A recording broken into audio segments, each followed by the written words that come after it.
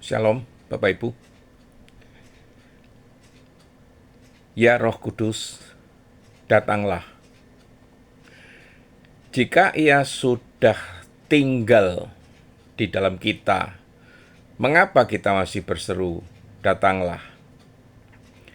Ada doa yang sering dinaikkan gereja sepanjang zaman, ya. Datanglah Roh Kudus.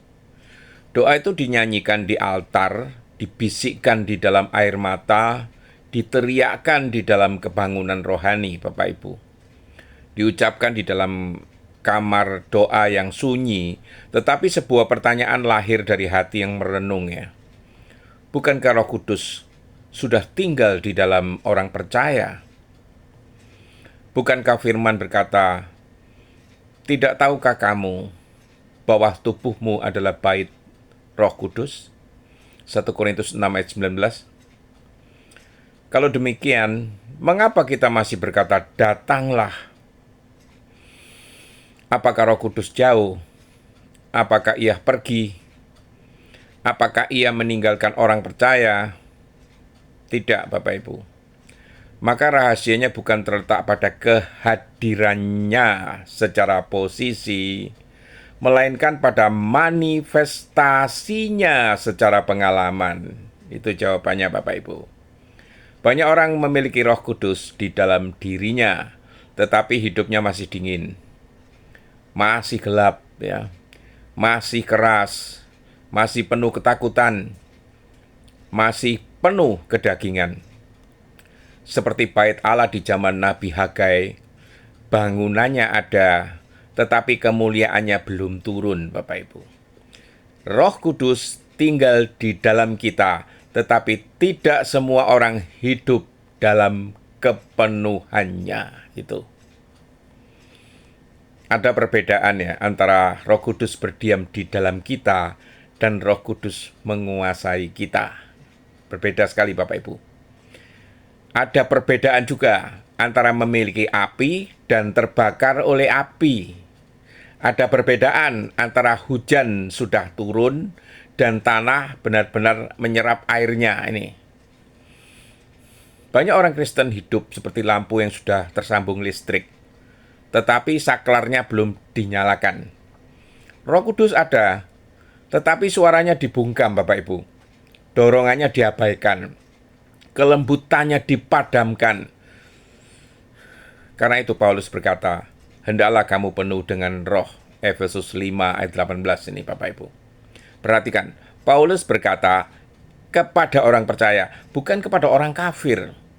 Artinya, orang yang sudah memiliki Roh Kudus pun masih perlu dipenuhi lagi dan lagi dan lagi, Bapak Ibu.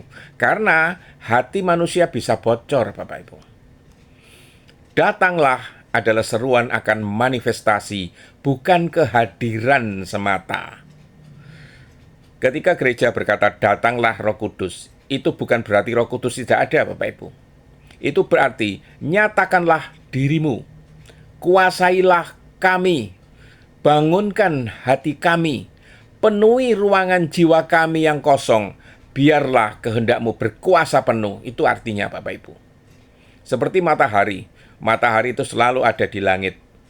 Tetapi ketika awan gelap menutupi bumi, manusia tetap berkata, biarlah terang datang. Bukan karena matahari hilang, Bapak Ibu, melainkan karena terang itu belum menembus kegelapan. Demikian pula Roh Kudus, Bapak Ibu. Ia tinggal di dalam orang percaya, tetapi dosa, kepahitan, kompromi, kesombongan dan kesibukan sering menjadi awan tebal yang menutupi pancarannya. Ini.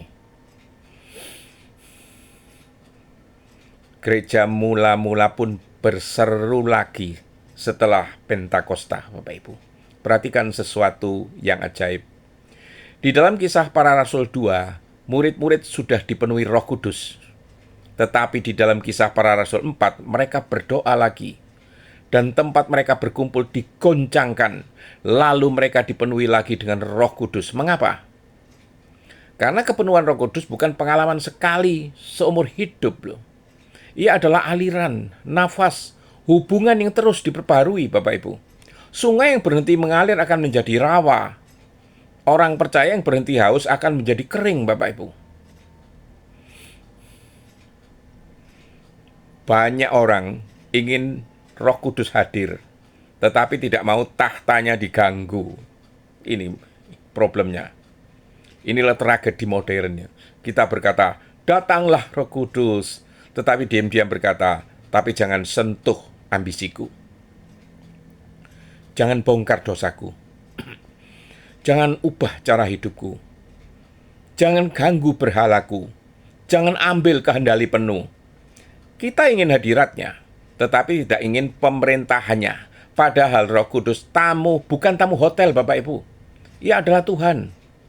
Ia datang tidak hanya untuk membuat kita merinding saat ibadah.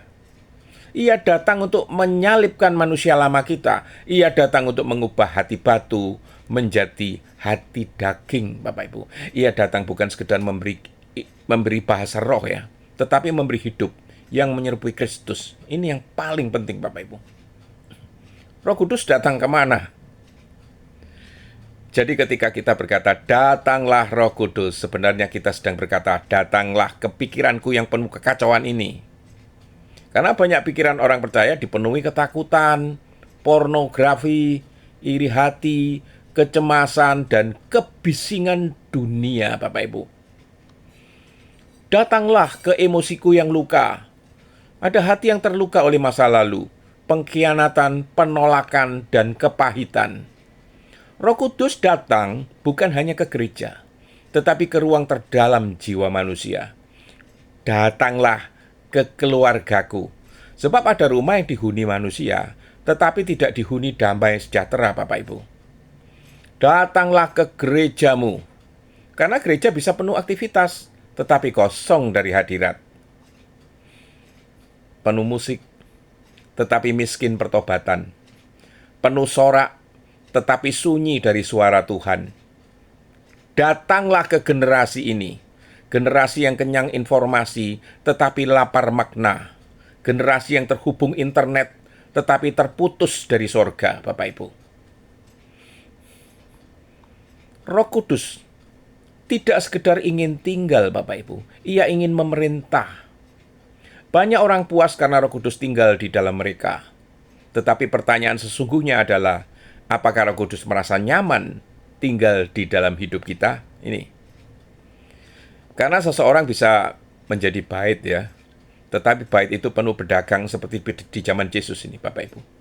Ada bait yang penuh ego, cinta uang, hawa nafsu, kemunafikan, kebanggaan rohani, dan Roh Kudus berkata, aku tinggal di sini, tetapi aku belum diberi ruang penuh ini.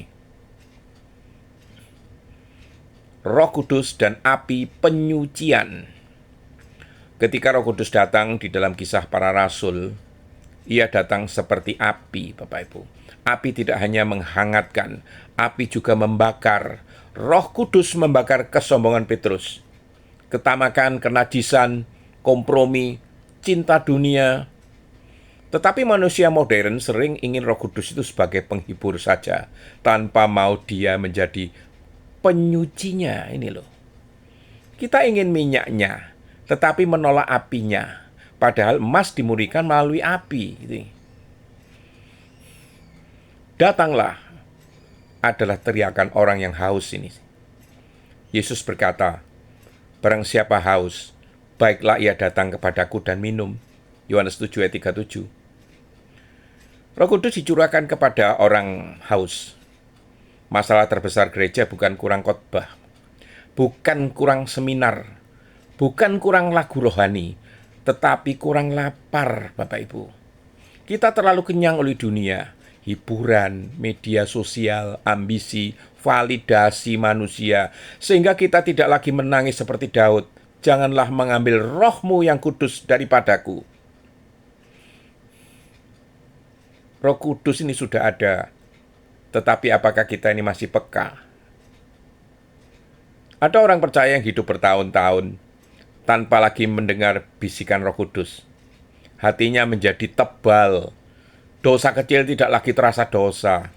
Kebohongan dianggap biasa. Kekudusan dianggap ekstrim malahan. Tangisan pertobatan dianggap kuno.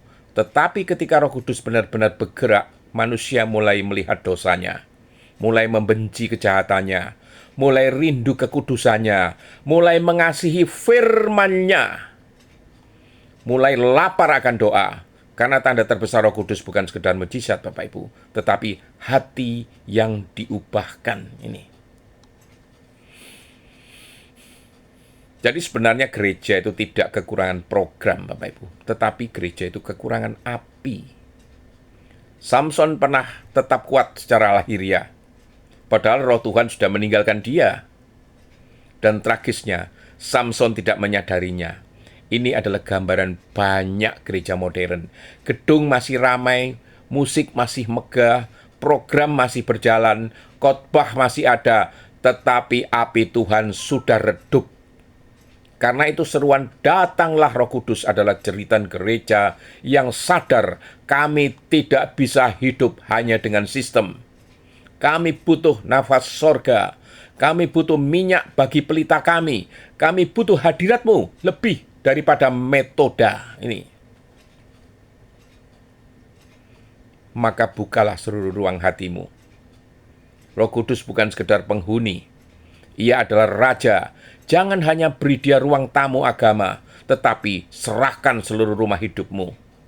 Biarkan dia masuk ke pikiran, motivasi, uang, relasi, masa lalu, luka, mimpi, bahkan rahasia tergelapmu. Dan ketika gereja berkata, datanglah Roh Kudus, biarlah itu bukan sekedar liturgi, Bapak Ibu, tetapi jeritan, kuasailah aku sepenuhnya, hidupilah aku, bentuklah aku, bakar segala yang bukan darimu, jadikan aku serupa dengan Kristus. Sebab dunia tidak membutuhkan gereja yang hanya pintar berbicara tentang Roh Kudus. Dunia sedang menunggu manusia-manusia yang benar-benar dipenuhi Roh Kudus. Dan mungkin masalah terbesar kita ini bukan karena Roh Kudus belum datang, Bapak Ibu, tetapi karena banyak pintu hati yang belum sungguh-sungguh dibuka ini. Semoga Tuhan memberkati. Amin.